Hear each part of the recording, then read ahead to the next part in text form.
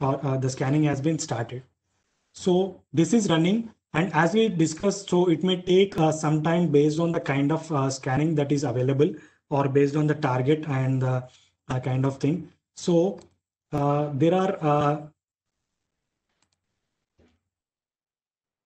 certain scan which we have already done just before thing. So where we can observe, these are some of the vulnerabilities once the scanning is completed. So this is how we'll get the kind of vulnerabilities that are associated. So here we can observe like whether the risk associated with this vulnerability, whether it is an information kind of thing, or whether it is a low vulnerability, or whether it is a medium vulnerability, whether it is high, or whether it is a critical. So the complete segregation of these vulnerabilities will be available here, and we can observe these are the kind of vulnerabilities that are associated with this particular target. Now, again, when we actually go into this vulnerability, we can see there are certain vulnerabilities with respect to the SSL certificate that is there. And there are 7 set classification of that.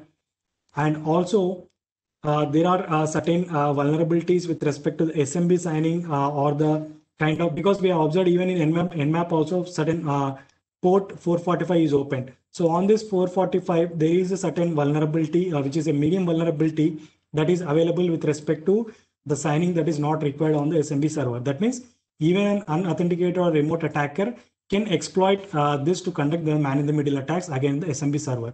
So this is one of the vulnerability that is associated, and we can also see the kind of solution or the recommendation that is there. So what need to be done to actually close this particular kind of vulnerability, and there are certain sections or the references which can also be further used to close these vulnerabilities. So what is the port on what is the system, and here we can observe the common or the kind of CVE IDs or the kind of details with respect to that vulnerability that is available, and also the plugin or the details that has been used.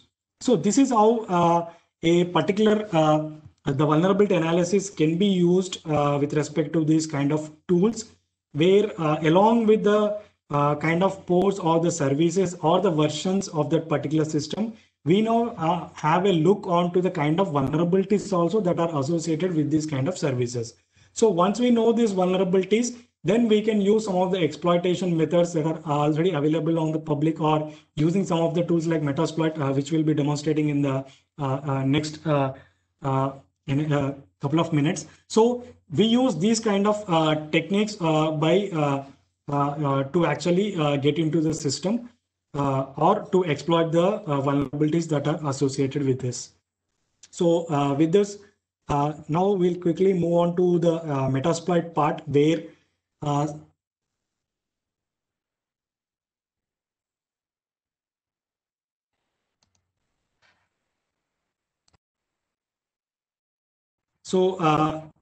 invite my colleague, Mr. Gopi, to actually continue with the session.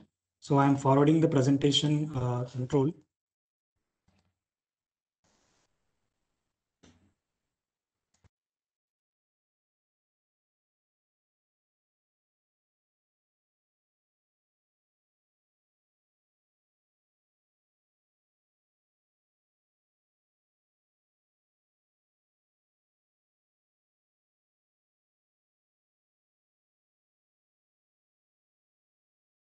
So now in this session, we'll try to learn how we'll try to exploit the Windows machine and one Linux machine and one web server. So first exploit is Windows machine. In this for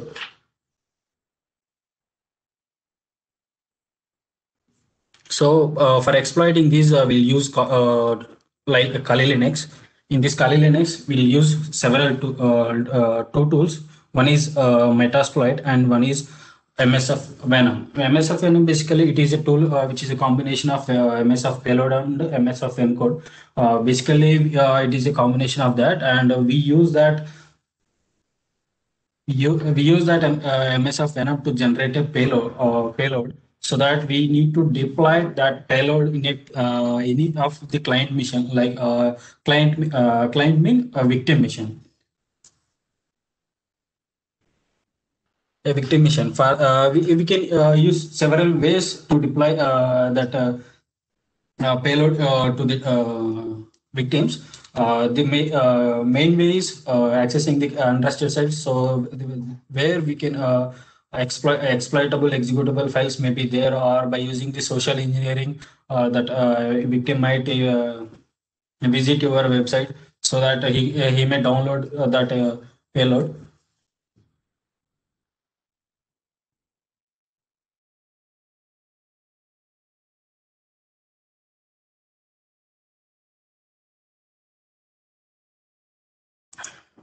So now we'll start the exploiting the one Windows mission. As I told you, we'll use MSFN. We'll use this command MSFN FNP.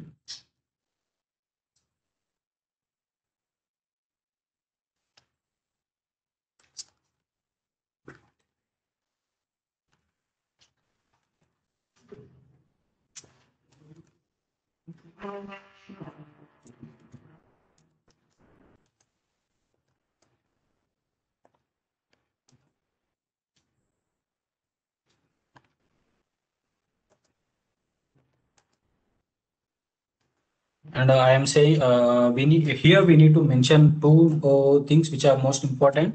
That is lhost. Lhost means the host that we are using to attack. That means my Kali Linux mission. For that, we need to know our IP address. To listen after deploying the payload at the victim mission, we have to listen the traffic which is coming from the victim, so that we can take the session and we can take the control of that. For that, we need to know our IP address. In any Linux, we'll use a command called ifconfig to check what is the IP address of the mission. Here in my case, my IP address is 192.168.43.250. So I am mentioning lhost as 192.168.43.250.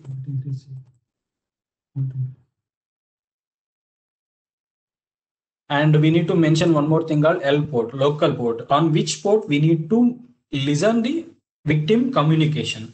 So here I am mentioning is as 444, and I need to save that output in particular folder. So I am saving on my desktop and with the file name chrome.exe. You can save with any name, so that, and after that press enter. And before starting the exploit, we need to make sure that our Kali, if we are using the Kali Linux machine in a virtual box, we need to make sure that our virtual box is in a bridge mode. And for that, we need to check, go to settings and network.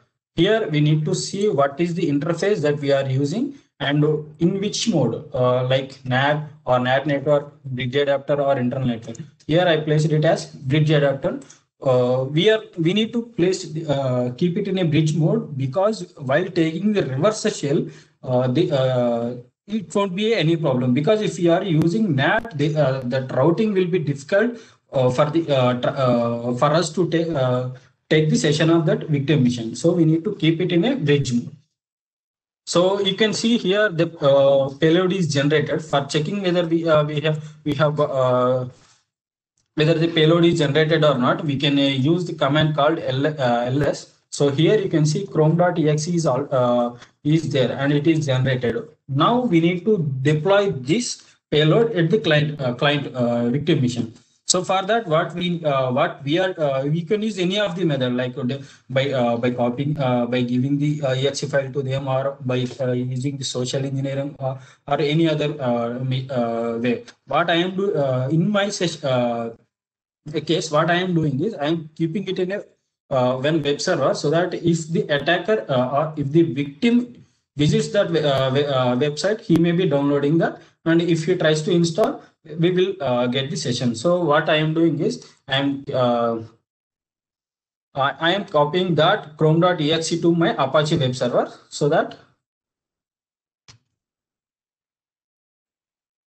one second, I got a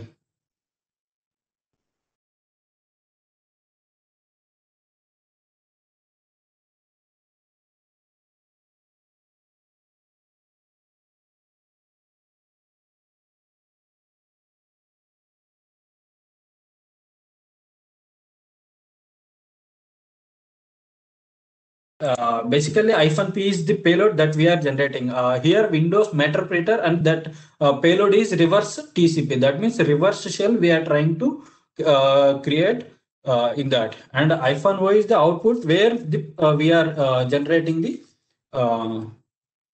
where we are saving the our exe file. That means our payload. So now we will.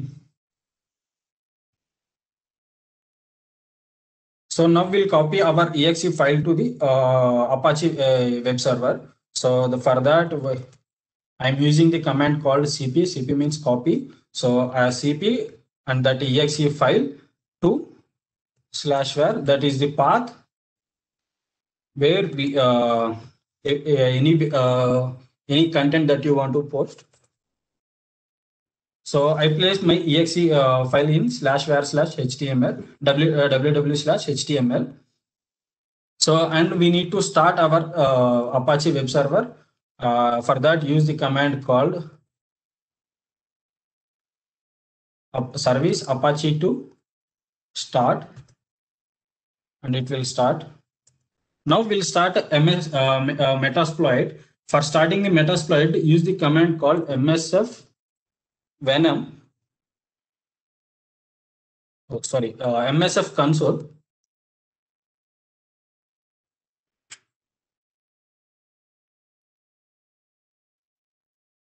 So here you can see that Metasploit framework is started. Here you can observe that how many exploits and how many payloads are available. 2045 exploits are available. That means MSF console is having the 2045 exploits. We can use in it to exploit different kind of vulnerabilities. So 562 default payloads are available, which is already there with MSF. And if you want to create a new payloads, you can even create your new payloads, and you can even customize this Metasploit. So let's say, for suppose we are having a remote host as remote host is running SSH. So we want to check what are the exploits that is available with regarding the SSH. So for that, we can use the command called search SSH. I want to check what are the exploits that are available related to the SSH. So what I will do, I will use the command search SSH. So these many exploits are available with MSF console. That means MS Metasploit. So for our exploit, we'll use multi-handler to take.